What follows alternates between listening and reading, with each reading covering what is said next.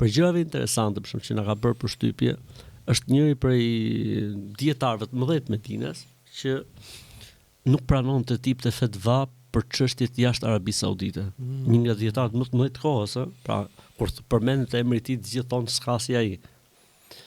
Në ka bërë përshtypje, thoshte dëgjoj, ti si është puna, thoshte për çështjet e vendit tuaj shkoni pyesni filanin. Pra Shekh Shinkiti ishte ky fjalë. Bëhet fjalë për çështje që kanë bën me jetën, jo për çështje prishet abdesi apo si është puna. Por pyetje për një gjë që ka të bëjë me aktualitetin, thoshte unë jo, nuk jam thoshte për këtë punë, shkoni pyesni filanin. Kjo është shumë interesante, domethënë, kjo është një mësim shumë i madh. Domethënë, gjithsecili duhet di, pavarësisht se unë për veten time sot, madje edhe Sheikh Abdul Qadir Arnauti, sot e mëshiroft, kur vinte në Medinë prezantonte mësimin e tij.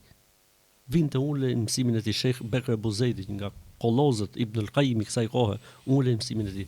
Vetë Sheikh Abdul Qadir e kam dëgjuar duke thënë, unë nuk kam parë njëri me memorizim të librave, jo të një teksti, jo të hadithit, s'bot fjalë për një hadith apo për libra hadithi, të teksteve si ky njeri thoshte.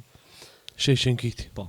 Ky tani thoshte, jo thoshte për çështjet e vendeve tuaja të Evropës, Amerikës, çdo student që pyeste për diçka që ka të bëjë me aktualitet, thoshte unë nuk duhet pyetem sepse nuk e kam jetuar dhe nuk e di se si funksionon ashtu siç duhet situata atje.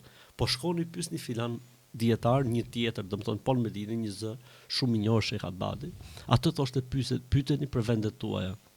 Domethënë një mësim shumë i madh që njeriu, domethënë duhet di kapacitetin e tij, po edhe nuk është ulje për njeriu në momentin që ai thotë unë nuk e di këtë çështje.